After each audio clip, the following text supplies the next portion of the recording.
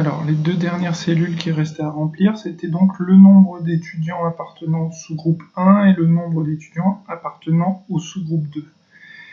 Donc là, il s'agit bien d'un nombre, et ça va être un nombre à calculer en fonction d'un critère, et donc, quand on fait ça, quand on veut avoir un nombre en fonction d'un critère, l'idéal, une des possibilités en tout cas, c'est d'utiliser la fonction NBC.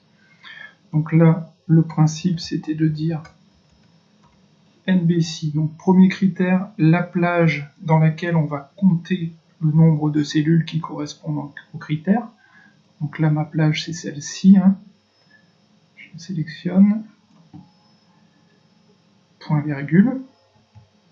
Et donc, le critère, c'est ce qu'il y a dans cette cellule, que je ne peux pas sélectionner, mais il suffit que je clique en dessous et que je remonte avec la flèche, la cellule qui contient 1, c'est-à-dire qui correspond au sous-groupe 1.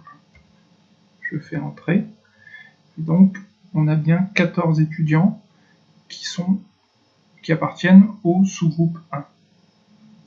Ce que je veux maintenant, c'est décaler cette formule vers le bas pour obtenir le nombre d'étudiants dans le sous-groupe 2. Lorsque je fais ça, il faut réfléchir si j'ai des choses à bloquer.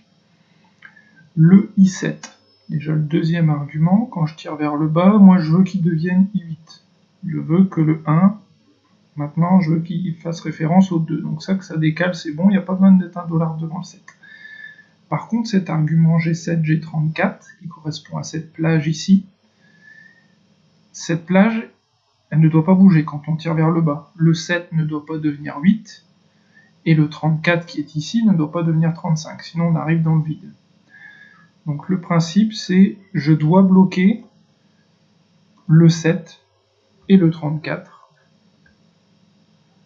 de telle sorte que quand je tire vers le bas, c'est bien resté G7, G34, par contre ça fait bien référence à la cellule I8. Et donc j'obtiens bien mes 14 étudiants dans le groupe 1, mes 14 étudiants dans le groupe 2.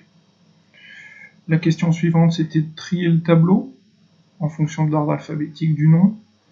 Donc je me place dans le tableau. Pour sélectionner l'ensemble du tableau, je peux faire CTRL étoile.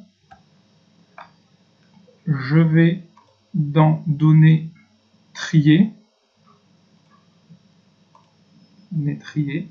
et je trie par le nom. Et voilà, le tableau est bien trié en fonction du nom, et j'ai bien mes sous-groupes qui sont répartis et les formules qui s'actualisent correctement.